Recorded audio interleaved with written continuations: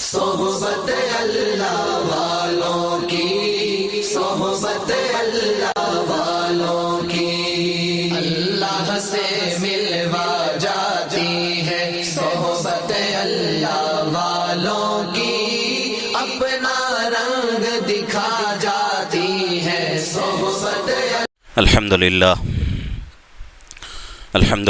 نحمده ونستعینه ونستغفره ونؤمن به ونتوکل علیہ ونعوذ باللہ من شرور انفسنا ومن سیئات اعمالنا، من يهده الله فلا مضل له ومن يضلله فلا هادي له، ونشهد ان لا اله الا الله وحده لا شريك له، ونشهد ان سيدنا وسندنا وحبيبنا ونبينا ومولانا محمدا عبده ورسوله، وصلی اللہ علیہ وعلی آلہ واصحابہ وبارک وسلم تسلیما کثیرا کثیرا، اما بعد۔ باب فإن تابوا وأقاموا الصلاة وآتوا الزكاة فخلوا سبيلهم۔ وبه قال حدثنا عبد الله بن محمد المسندي قال حدثنا أبو روح الحرمي بن عمارة قال حدثنا شعبة عن واقد بن محمد قال سمعت أبي يحدث عن ابن عمر أن رسول الله صلى الله عليه وسلم قال أمرت أن أقاتل الناس حتى يشهدوا أن لا إله إلا الله وأن محمد رسول الله ويقيموا الصلاة ويؤتوا الزكاة فإذا فعلوا ذلك عصموا مني دماءهم وأموالهم إلا بحق الإسلام وحسابهم على الله۔ الحمدللہ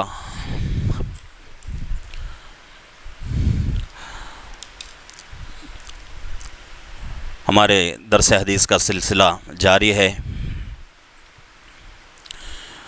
درمیان میں 2 ہفتے حدیث کا درس نہیں ہو سکا، اسی طریقے سے قرآن کی تفسیر بھی نہیں ہو سکی۔ اس کی وجہ آپ حضرات جانتے بھی ہیں، تفسیر کی مجلس میں نے اس کی وضاحت بھی کر دی تھی۔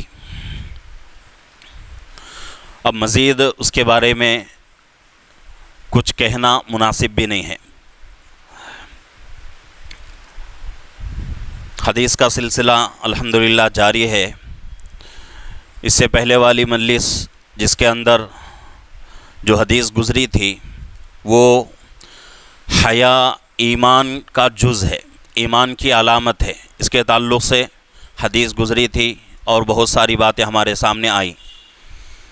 آج جو حدیث ہمارے سامنے بیان ہو رہی ہے،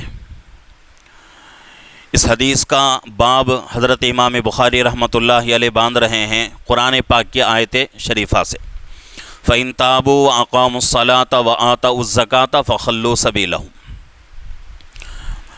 کوئی توبہ کرے، نمازوں کا اہتمام کرے، زکوٰۃ ادا کرے، فَخَلُّوا سَبِيلَهُمْ، تم ان کا راستہ چھوڑ دو۔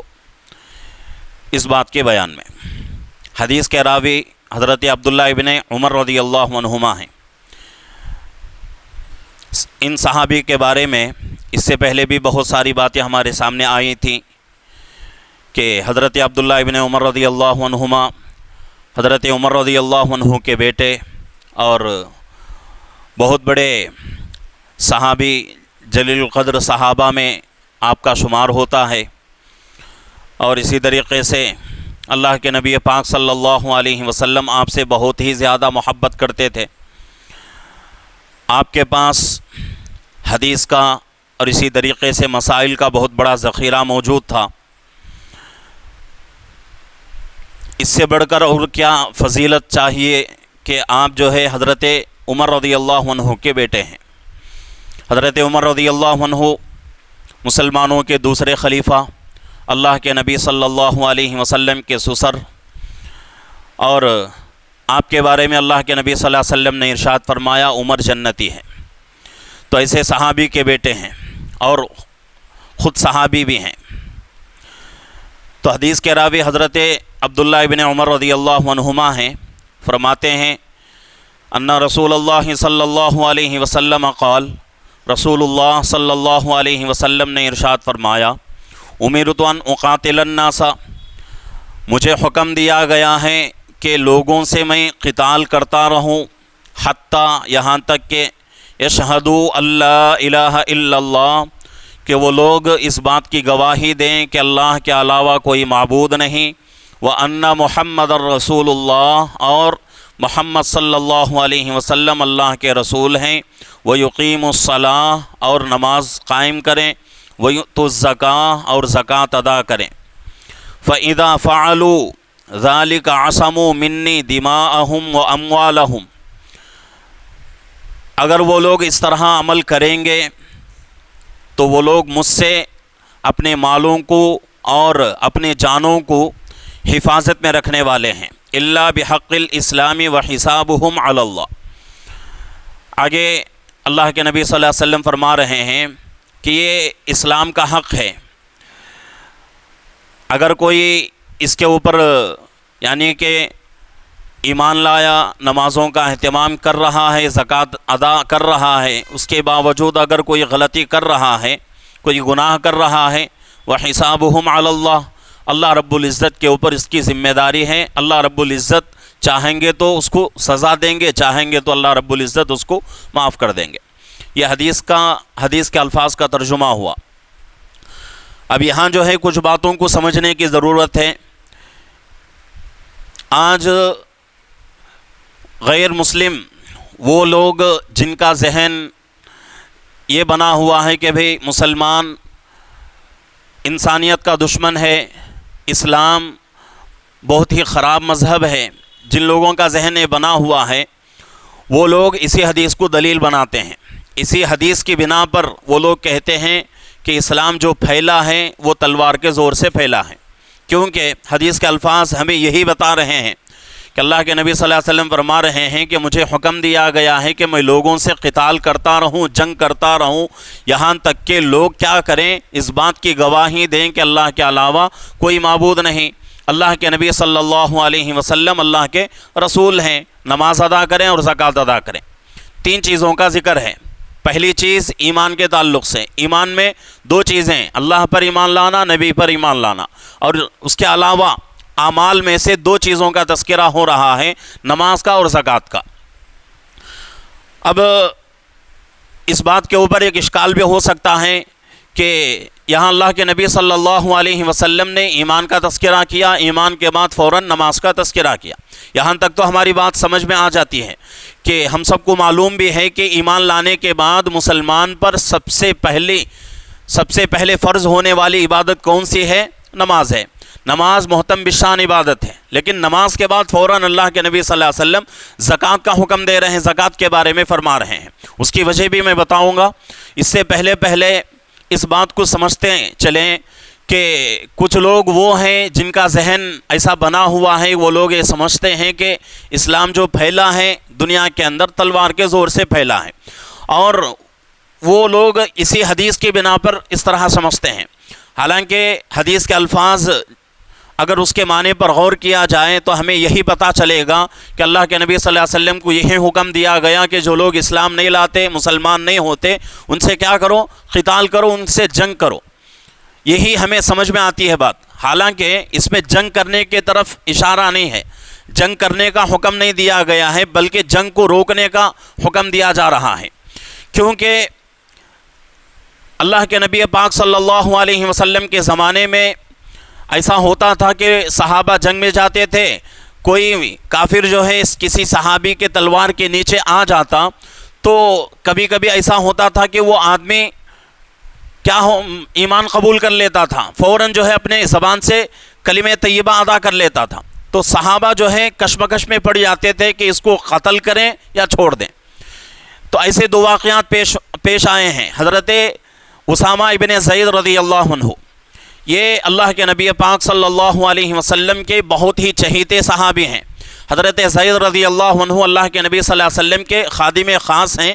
آپ بچپن سے ہی آپ کے گھر میں رہے اور آپ کو اللہ کے نبی پاک صلی اللہ علیہ وسلم نے بیٹا قرار دیا ہے، جن کے بارے میں قرآن کے اندر بھی موجود ہے کہ 22ویں پارے میں ان کا مفصل وہاں واقعہ مذکور ہے کہ حضرت زید رضی اللہ عنہ سے حضرت زینب رضی اللہ عنہ کا نکاح ہوا، اور اس کے بعد دونوں کے درمیان نباہ نہیں ہو سکا، دونوں کے درمیان تعلقات ازدواجی جو زندگی ہے وہ قائم نہیں رہ سکی، تو طلاق ہو گئی۔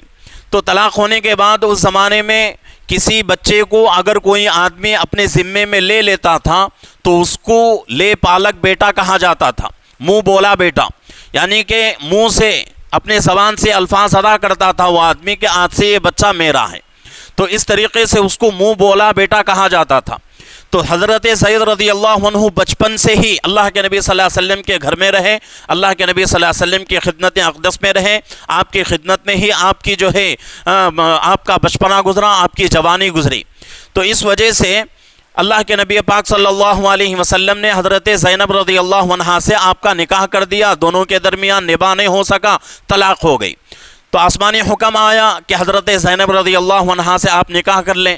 تو جب یہ چرچا ہونے لگا کہ ارے یہ کیسا دین ہے ان کا کہ منہ بولے بیٹے کی بیوی سے محمد جو ہے شادی کرنے کے لیے تیار ہو گئے، تو اس طریقے سے باتیں ہونے لگیں۔ تو اس وقت اللہ کے طرف سے حکم آیا کہ اے نبی، جس کا ہم حکم دے رہے ہیں آپ کو، آپ اس کو کرنا ہی کرنا ہے۔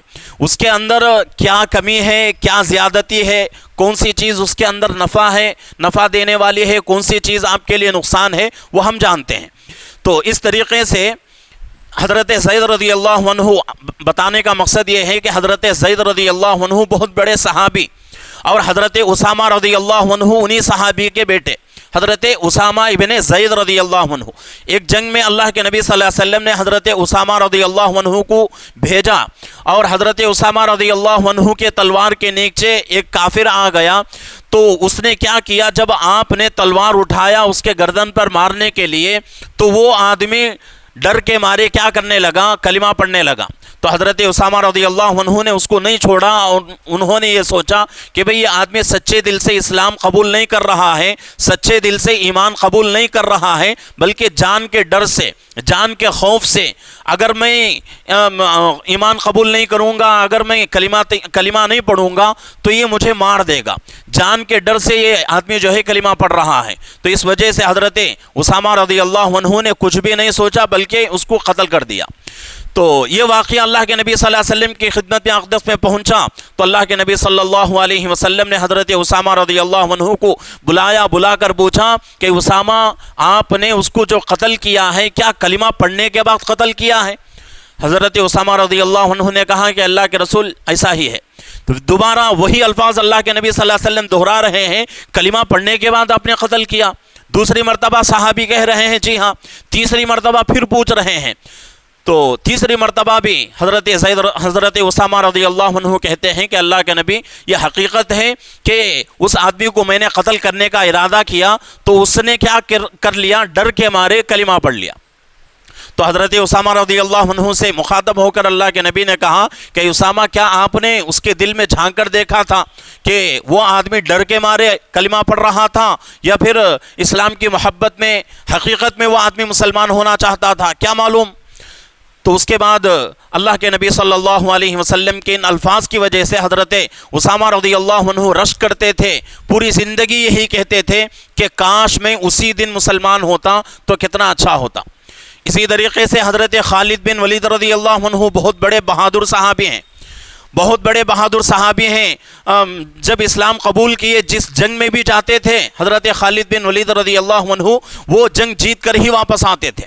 ایسے بہادر صحابی، اور جنگ کا آپ کے پاس اتنا جو جنگ کا جو علم ہوتا ہے، جو نظام ہوتا ہے، آپ کے پاس اتنا تھا، وہ نظام آپ کے پاس وہ علم اتنا تھا کہ بڑے بڑے صحابہ کے موجودگی میں اللہ کے نبی صلی اللہ علیہ وسلم حضرت خالد بن ولید رضی اللہ عنہ کو سپہ سالار بنا کر روانہ کرتے تھے۔ تو اتنا اونچا مقام آپ کا تھا، اور جنگ کے معاملے میں اتنا اچھا نظام آپ سمجھے ہوئے تھے۔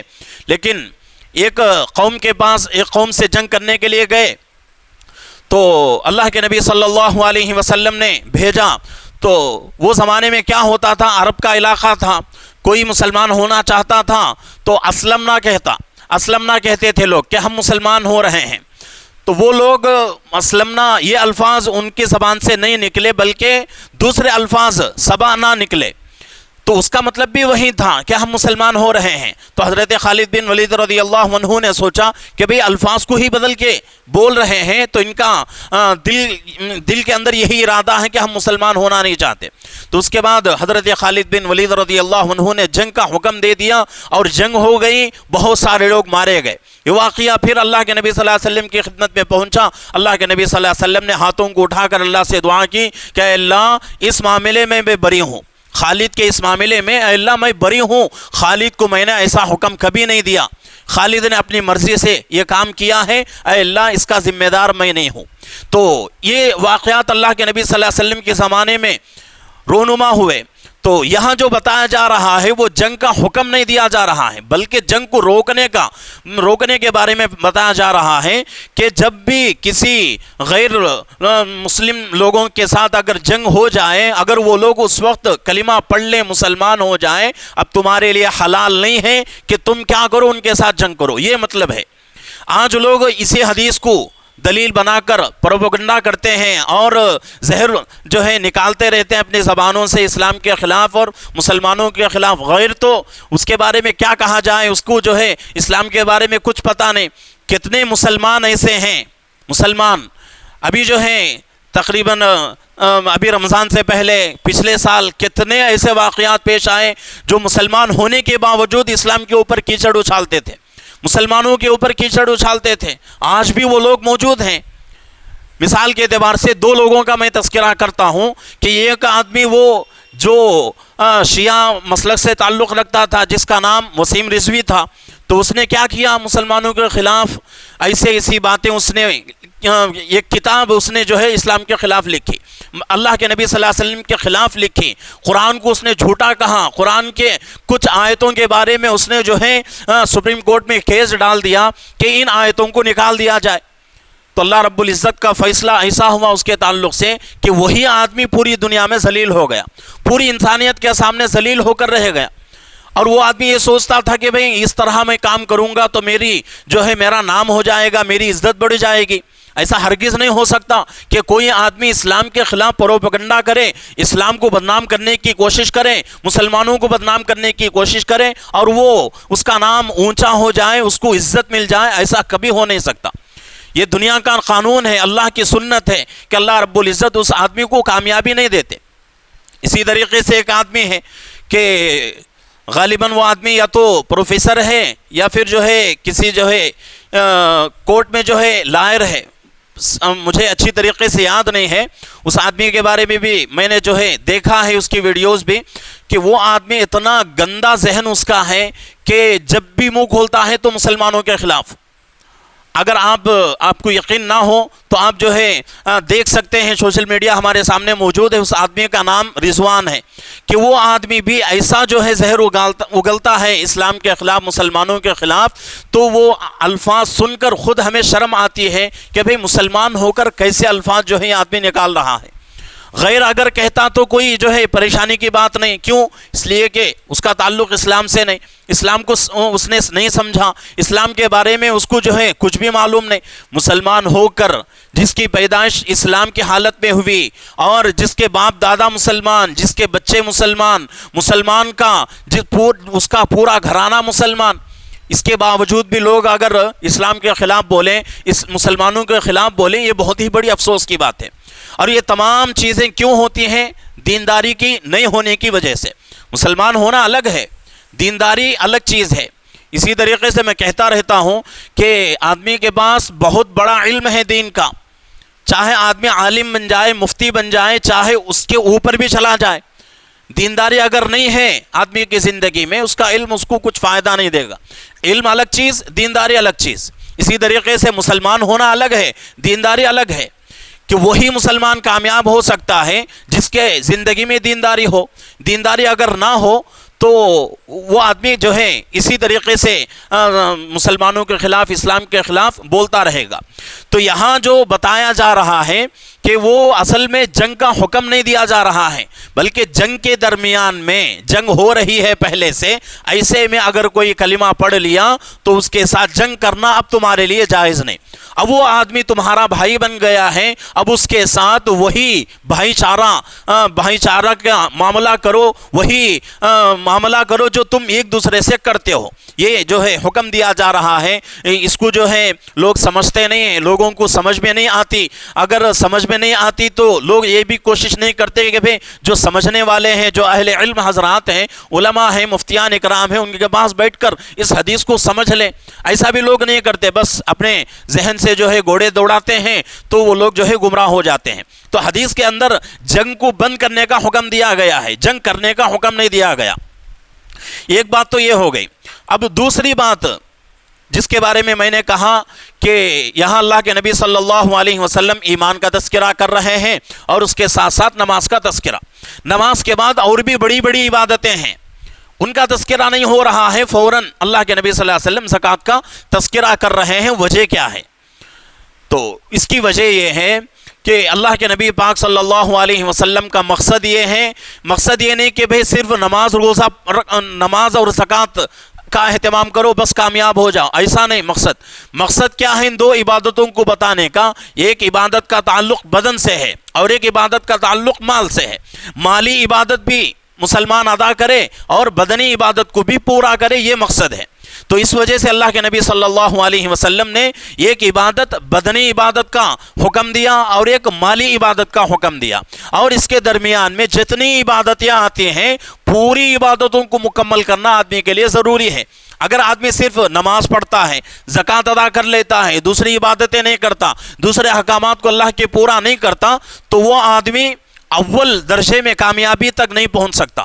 اس سے پہلے والے مجلس کے اندر یہ بات ہمارے سامنے آ چکی تھی کہ اول مرحلے میں کون کامیاب ہوگا؟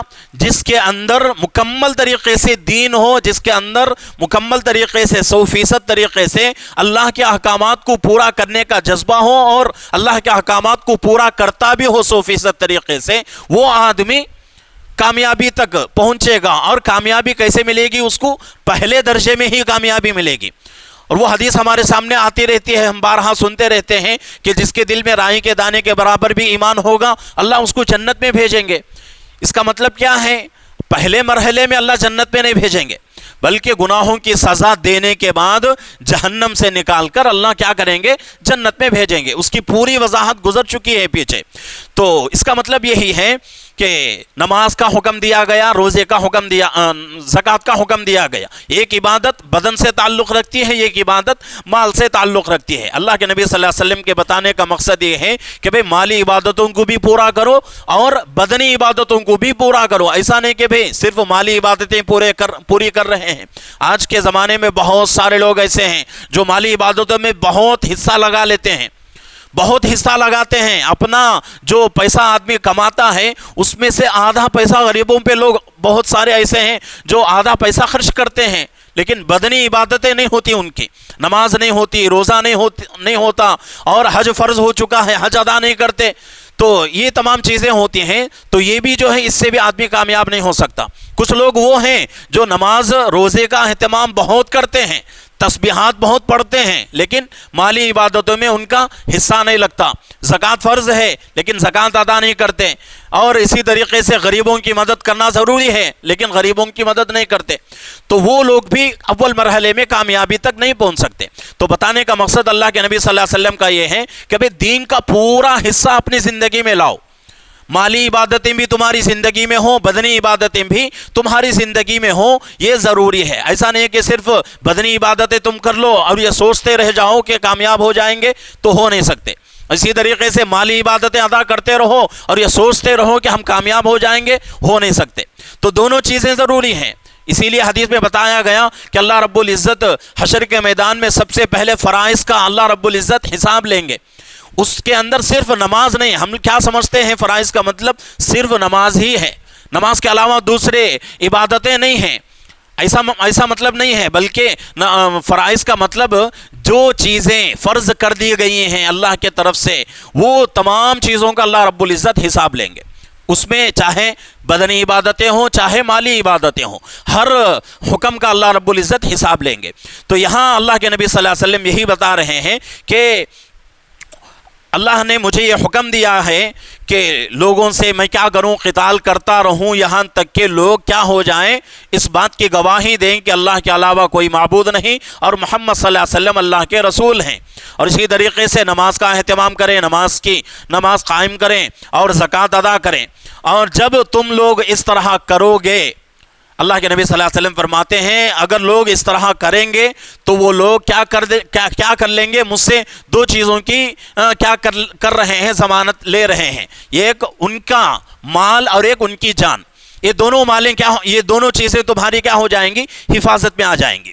اگر کوئی آدمی جنگ کے دوران مسلمان نہیں ہو رہا ہے، جنگ چل رہی ہے، تو وہ آدمی کو لا محالہ قتل کر دیا جائے گا۔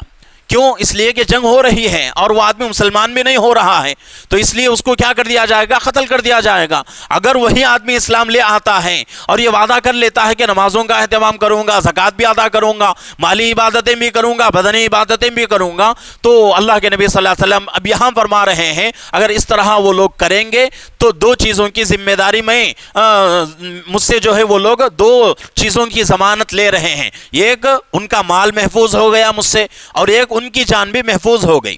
اگر وہ لوگ اس طرح نہیں کریں گے تو جنگ میں کسی طرح کا کوئی شک نہیں کہ وہ لوگ جو ہے مارے جائیں گے۔ آگے اللہ کے نبی صلی اللہ علیہ وسلم فرما رہے ہیں الا بحق الاسلام، مگر یہ کہ اسلام کا حق ہے، وحسابہم علی اللہ، اللہ رب العزت اس پر حساب لینے والے ہیں۔ یا اس حصے کا مطلب یہ ہے کہ اگر کوئی آدمی جنگ کے دوران کلمہ پڑھ لیتا ہے، مسلمان ہو جاتا ہے، دل سے کلمہ نہیں پڑھتا اور اس کا دل اس بات پر مطمئن نہیں ہے، ایمان کے اوپر مطمئن نہیں ہے، ایمان لانے پر اس کا دل مطمئن نہیں ہے، تو اس کے بارے میں اللہ کے نبی صلی اللہ علیہ وسلم فرماتے ہیں کہ بھئی دلوں کا بھید ہم نہیں جانتے، دلوں کے راز جاننے کی طاقت ہمارے پاس نہیں، اللہ کے پاس ہے۔ اگر وہ آدمی اس معاملے میں غلطی کر رہا ہے تو اس کا حساب اللہ لیں گے۔ ہم ظاہری چیز کو دیکھ کر حکم لگائیں گے، ایسا نہیں کہ بھئی باطن کو دیکھیں، باطن کو دیکھنے کی طاقت دنیا کے کسی آدمی کے اندر نہیں، باطن کو دیکھنے کی طاقت دنیا کے اندر کسی آدمی کے اندر نہیں۔ اگر کسی آدمی کے اندر لوگوں کے اندر باطن کو دیکھنے کی طاقت ہوتی تو آج یہ مجمع جمع نہیں ہوتا۔ ہر آدمی کچھ نہ کچھ اس کی زندگی میں کمیاں رہتی ہیں، کچھ گناہ رہتے ہیں، وہ گناہ وہ آدمی خود جانتا ہے۔ من آنم کے من دانم، میں کیا ہوں میں خود جانتا ہوں، دوسرا آدمی میرے بارے میں نہیں جان سکتا۔ جو ظاہری زندگی ہے اس کے اوپر لوگ کیا کریں گے، حکم لگائیں گے، لیکن باطن کی جو زندگی ہے، اندر کی جو زندگی ہے، اس کے بارے میں تو کوئی حکم نہیں لگا سکتا۔ تو اس کے بارے میں اللہ کے نبی صلی اللہ علیہ وسلم فرماتے ہیں کہ اگر کوئی آدمی سچے دل سے کلمہ نہیں پڑھتا، سچے دل سے ایمان نہیں لاتا، تو اس کا حساب اللہ لے لیں گے، ایک مطلب۔ اب دوسرا مطلب یہ حضرات مفسرین فرماتے ہیں اس حصے کا مطلب دوسرا یہ ہے کہ ایمان تو لا لیا، ایمان لانے کے بعد کلمہ پڑھ لیا، ایمان میں آ گیا، نماز ادا کر رہا ہے، زکوٰۃ بھی ادا کر رہا ہے، عبادتیں بھی کر رہا ہے پورے، لیکن اس کے ساتھ ساتھ گناہ بھی کر رہا ہے، جیسے کہ ہماری زندگی میں ہوتا رہتا ہے، ہم لوگ نمازیں بھی پڑھتے ہیں، روزے بھی رکھتے ہیں، سب کچھ عبادتیں ہم سے ہوتی ہیں، یہاں تک کہ تہجد کی پابندی، کتنے لوگ ایسے ہیں اشراق کی، چارج کی، اوابین کی، نوافل کی بھی پابندی کرتے ہیں، لیکن جانے میں یا انجانے میں گناہ ہو جاتا ہے انسان سے۔